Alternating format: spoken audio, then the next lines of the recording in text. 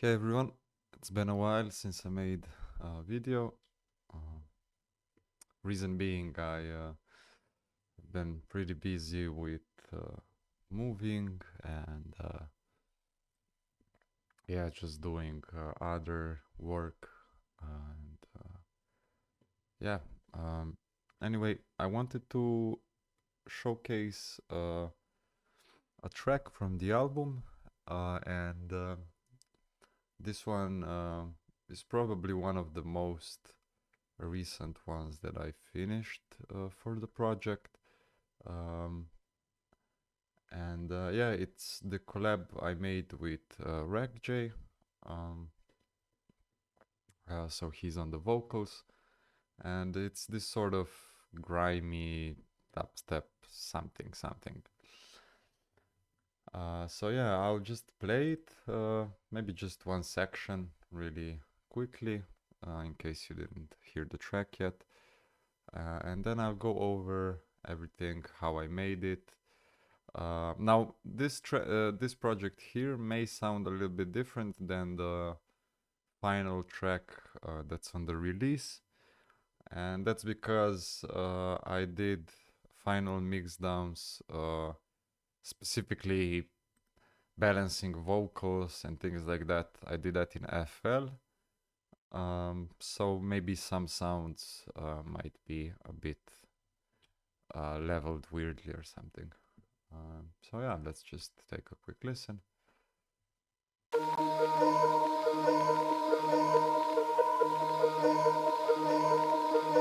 Yeah?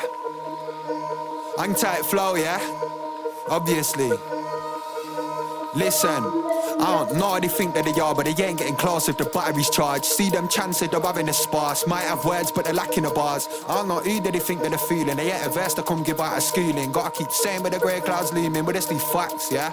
Yo. Keep your arrogant nonsense. Best of a word with your conscience. I've been keeping feet on ground, cause I know the reality checks are still constant. Still stay clear for the wrong guns, cause I still experience issues. See when I near to the misuse. What walls like staring it into clearing. Firm grip when we do the veering. Pride doesn't stop me yielding sometimes. Know what side of the world, even if it be online. Rain still follows the sunshine, but I know my worth. Ain't saying that I'll be salt of the earth, but my priorities have got to be first. Them lot, them are still locked to my rest. And I don't know how they think that they are, but they ain't getting close to the battery charge. See that.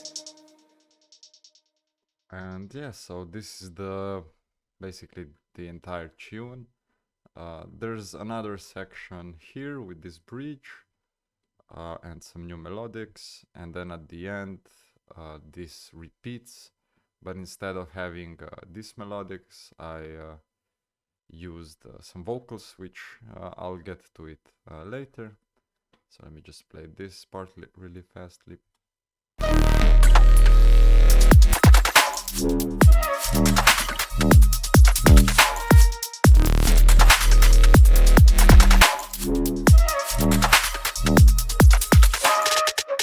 Yo, facts not fiction. Sparks don't fly for the friction. So yeah, we'll just start from the top here, basically with the drum section. So basically,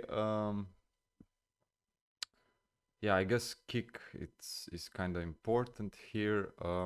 As you can see, this one is muted, and this is actually the kick. Now what I did was just bounce it to audio, and this was just like a final thing to do, just to save some memory. Otherwise, I was working this way the entire time with the kick here. Now, the way this was made is with Serum, and the way I have my kicks set up, at least lately for my current workflow, is that whenever I start a project, I already have this template here with the kick, and this kick is basically separated into 3 parts. So this way, the reason I do it this way nowadays is because I find that I get a lot more control of how I want to shape the kick. And you know, a lot of times what happened was, let's say I was making a tune and I had some kicks from here, and then maybe a few days later, you know, I didn't really like how it sounds anymore. And changing like such a fundamental sound like the kick or the snare over the entire tune can sometimes even be impossible for me, you know. Yeah, like you can spend ages just searching for the perfect transients and whatnot. So this way, you know, I just have it in a synth, and I don't just use Serum for this. I would actually most of the time just use Faceplant. But yeah, this way, you know, depending on other elements in the song, I can really easily just go in here and maybe change the attack, release, or whatever else I would really want. And most of the times, like let's say that I just add a kick here.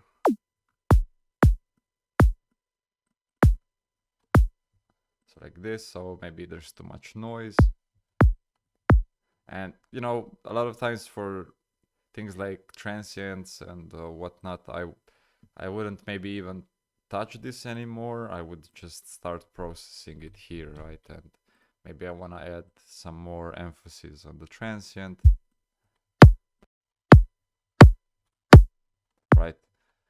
And yeah, for me this way it's super fast to um, get a nicely balanced kick with like the hi-hats and bass lines and whatnot.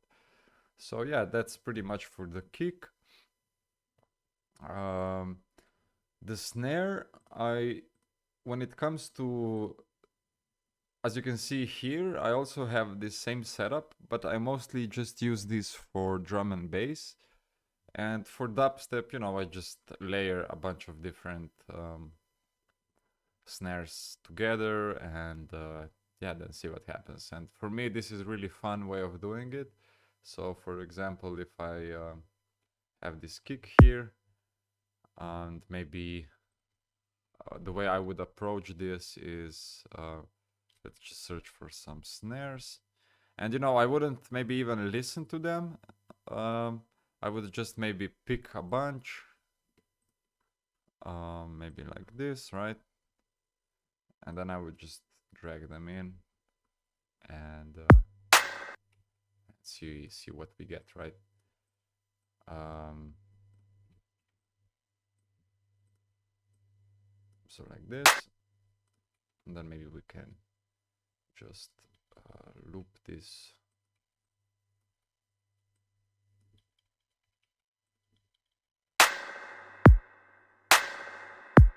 Right, and this is usually what makes up like my snares. Everything else, you know, is just about you know, changing some tails or adding just extra reverb on some parts. So yeah, let's say that, you know, this is our let's say that this is now our snare. I would just group it all together this way and then maybe process everything together, right? And a lot of times, you know, I would maybe even just add another audio group and just route this group to this audio track and then just record like all of these sounds together, right? And one really fast approach for doing this sort of stuff is by just maybe soloing out this, and we can just use this plugin called Rolling Sampler, and now we can just record this, and you know, we can just drag this snare inside here, and now we have basically all of these four grouped as one snare, right? And yeah, as you can see, the naming gets really weird, so yeah, I try to stay organized as much as I can. Anyway, yeah, there's as I mentioned, there's some more snares coming in here. Now this is just the ASCII snare, super signature for like grime stuff. And this clap here, I feel like really adds a nice sort of touch over everything. So let me just solo this out.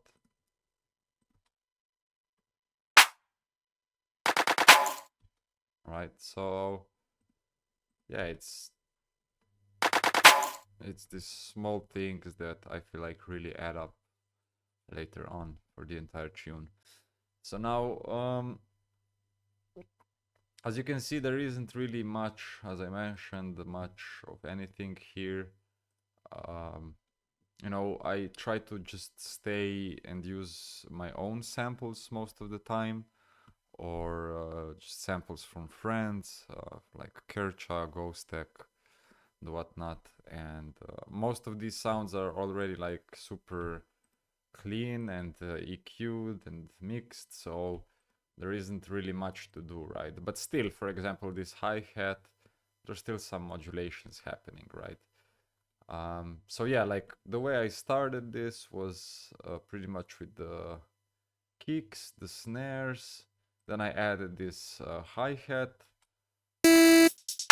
which for whatever reason doesn't work, and yeah, some extra one-shots, and then there's this looped section, there's some Ghost Syndicate, just layers here, some of my own, then this drum layer group. It's basically different loops combined together, right? So basically this same approach, but the way I would start with hi-hats is perhaps just the same way as a snare. I would just grab a bunch of them like this, and you know, I would just see what happens and what sort of groove I get. And this way for me it's super fun because, you know, even without even listening to it, you know, I just place some things around, and then whenever I hit play, I immediately hear things that, you know, oh, I could add this sort of sound, or I could add or remove that sort of thing, right? So yeah, especially if I don't know what I want to create, this is the way I always do it, right? So maybe let's just see something like this. Maybe let's group all of this. Maybe for the end here, do something like this. And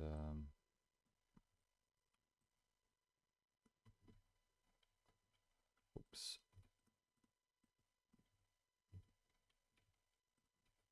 So something like this. Now let's hit play. So we see what we get.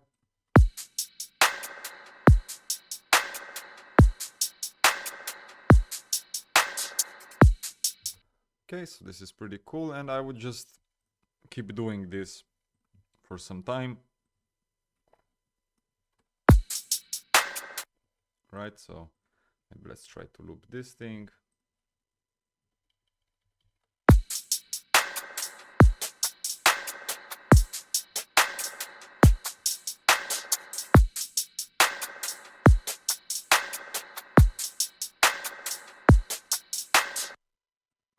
And then the same thing, right? Maybe we could just solo this out and go back here and just record a new loop, right?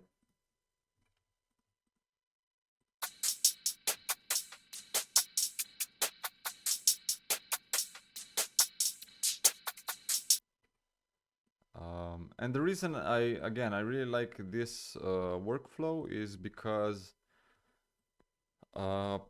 it's just for the random factor, right? So I never know what I'll get out, and this way it's super fast to you know, for example, just duplicate them a bunch of times, maybe change the pitch on some, maybe we could like stretch it like this, you know, and maybe do the opposite for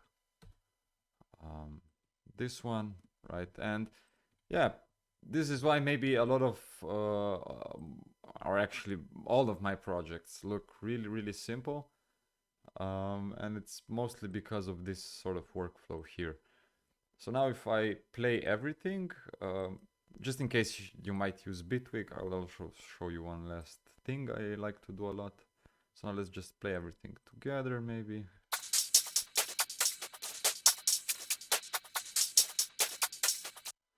And yeah, you can take this even further with like some EQing and whatnot. So one last thing with my hi-hats that I like to do a lot is instead of just recording it with rolling sampler, I would maybe group all of these with Control J, so they immediately get into a loop. And then now the thing is, these are still individual cuts, right? So I need to bounce it. 24 is fine for now. And now everything is one consecutive loop. And if I change this to like elastic, I can maybe add variations with like 4 months, maybe some pitch. And even though you don't really see the modulations here, right? A lot of times I would still have random things like this in here, right? And most of the time I would just do this for the pan, pitch, and formant, right? So now let's just see this really quickly.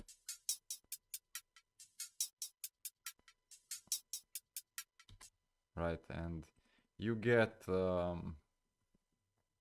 specifically for like future garage tracks and stuff, this is a really nice method of creating those percussions.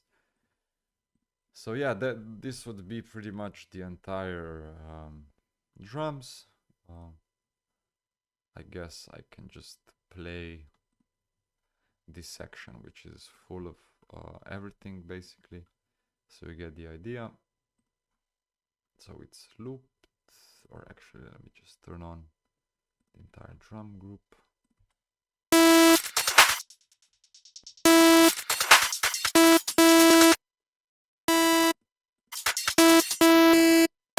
Oh, it's the kick.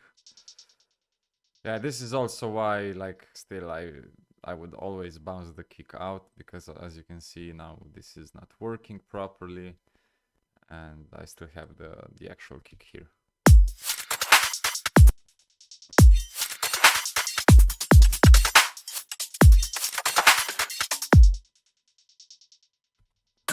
So yeah, that's pretty much it for the drums. Now we can move to basses.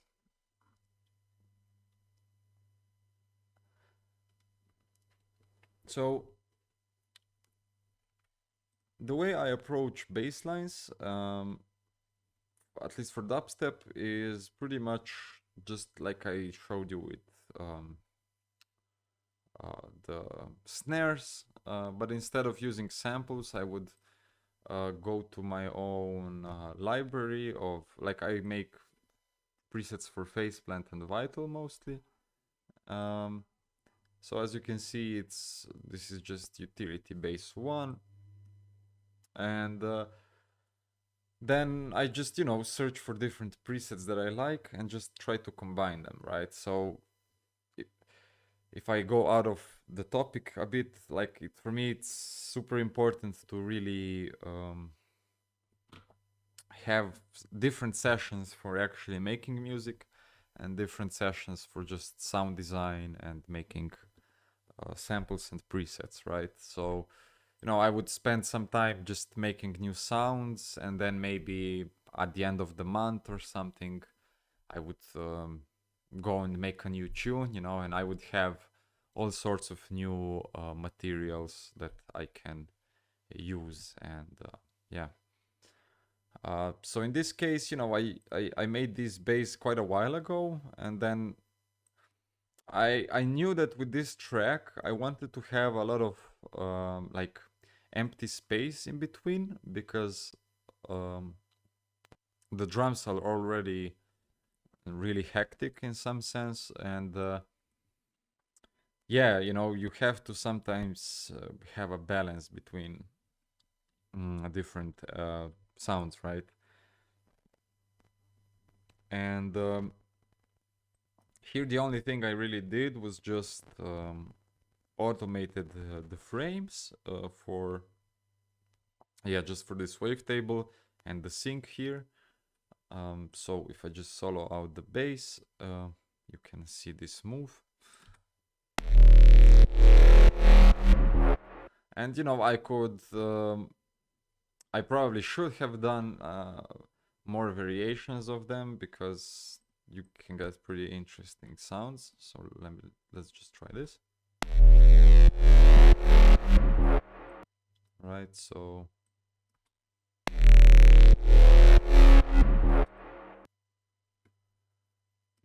yeah, this is the first one, and as you can see, it's really basic stuff. It's just we just have a default wavetable which I FM'd this analog saw into it, and then we just have this sub underneath and some saturation, some comp filters, and some more of like these non-linear ones, and then just some OTT, and I think this is just a little bit of reverb. So yeah, really nothing really complex here. And in my opinion, you know, the best sort of bass lines that, at least for me, that I get out of my tracks is usually a combination of like synths and actually resampling basses, and just cutting things out.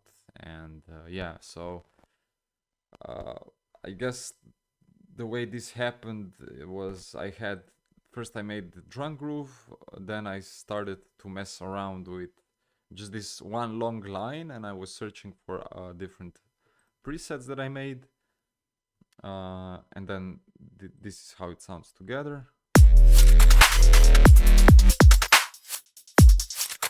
And then I was like, okay, let's go to Vital maybe, and I was just placing and again searching for presets randomly. So in this example, it's from the control pack which I made, and this is what I mean by like getting random new ideas out. What happened was, if I just play these two together,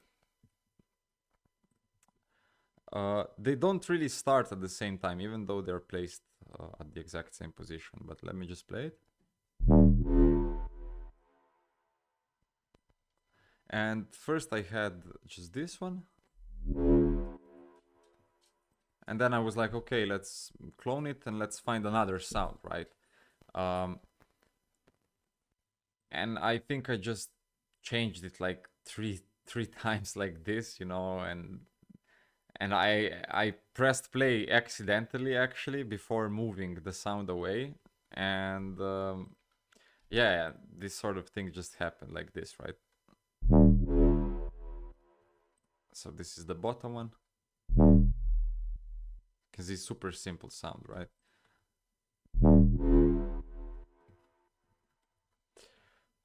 And yeah, and this is pretty much, I mean, yeah, there's still this fill.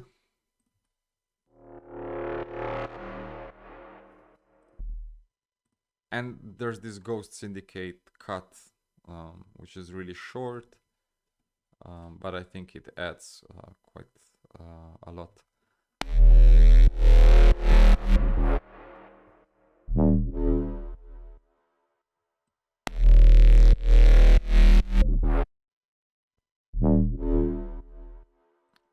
Lastly, there's also just another instance of phase plant, and this was just like a little fill.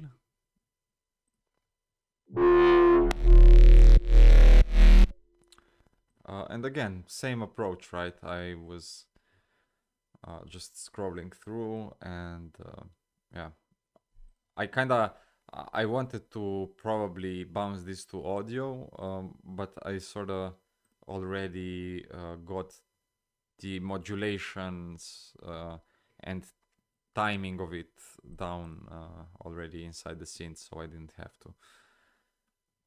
And yeah, that's pretty much it for the bass. Now here it's just a different pattern.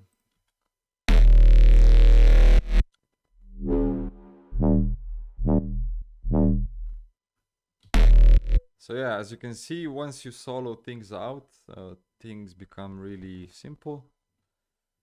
And yeah, that's it for the bass, right? Now I'm not really gonna go into here because honestly, there's not much happening. Just another saturator.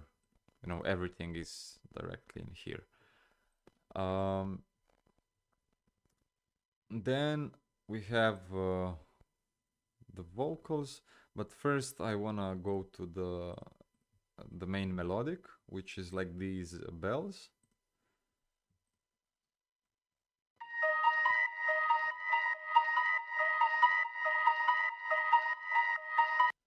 And yeah, like once I had the drums and the bass down, it's super easy, you know, to, because I knew that this is in like D sharp or something. I think it's in D sharp. Let's just check. Yeah, so what I did was just search for some FLO D sharp, as you can see here, and I was just literally playing the drums and the bass. Let me just solo it.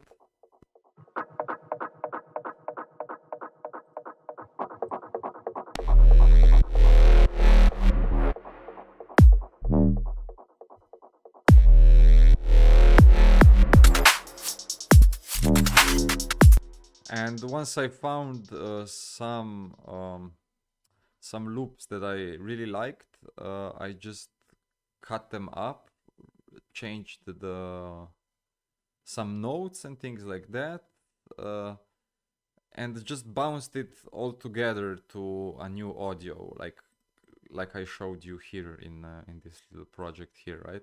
And then once that was done, literally, I don't think anything was really applied to it. Yeah, as you can see, some reverbs here. And yeah, you know, I didn't really want to go super technical with this track because I wanted to really give Rakjay all the room for everything that he did here. So you know, I didn't want to be like, oh, let's just make everything from scratch, all the melodics and stuff like that, right? So that's the bell thingy, and after that, you know, there's just like every second bar, these vocals come in, and I think these vocals are, I think this is both from Splice. And it just gives a nice contrast, I feel like. Let's just play it here.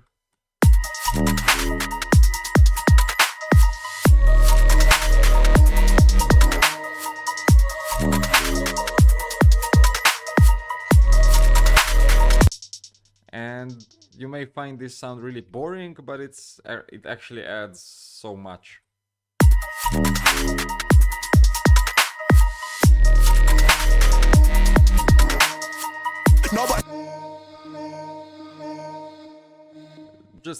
I just took a sample from Splice and just cut it up in this sort of way, so it's repeating. And yeah, this pretty much covers this section. Now in this part, I was searching for some flutes, and just placing them in a random order. Um, Again, I would just pitch them down to D sharp or search for these sort of sounds. And yeah, if I just solo these out.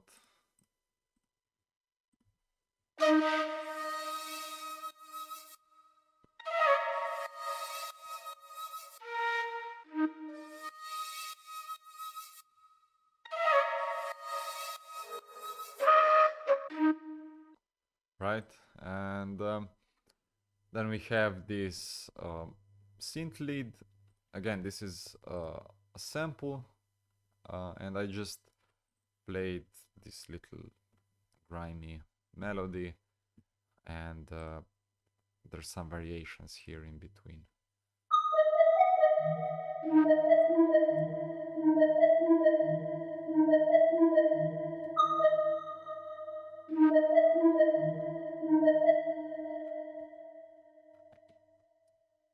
And for the effects, there isn't really any effects at all in this track except for just some vinyl stops, like here from Kashmir, and another one here, and just some vinyl noises.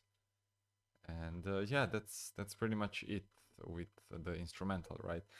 Now, the last thing was that, as you can see, I have this group called Project One. So what happened was, when I sent like this demo instrumental to Rakjay, which was like, I think it was just like the drop up until like here, just with this bridge and with this, right? And I was like, okay, I want to work a bit more on this project, and I was messing around with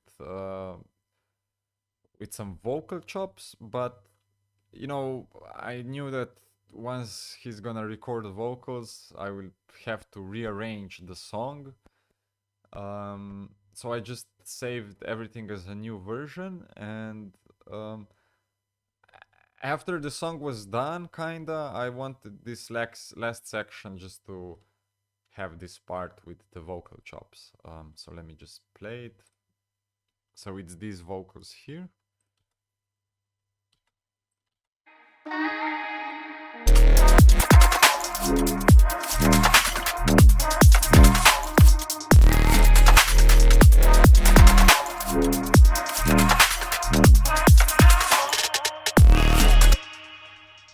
And yeah, this was just basically one consecutive sound loop, and all I did was some cuts, and then each of these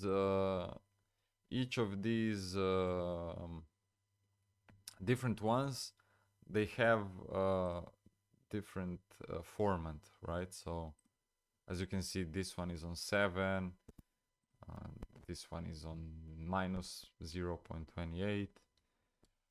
So the format is changing, and it gives this illusion of like, I don't know, like it's pitching up and up all the time. And yeah, with vocals, there's just a bunch of layers that Rakjay provided to me. I didn't have to, at least here in this project, I didn't have to do a lot of cuts and things like that. I was just trying to balance it with the beat, and I just added some saturation, some more transient emphasis, and an instance of soothe. And yeah, after all of this was done, here I bounced everything to audio, to new stems, and I just mixed the vocals in FL. And really, there isn't a good reason why I did it in FL, or why I did it specifically for this tune. It's just that sometimes I'm more used to looking at waveforms in FL, and yeah, with just patcher and things like that, I can do some things faster than I can do them here, right? And because like this version here of the vocals doesn't have any of the reverb rises and stuff like that. I did all of that at the very end.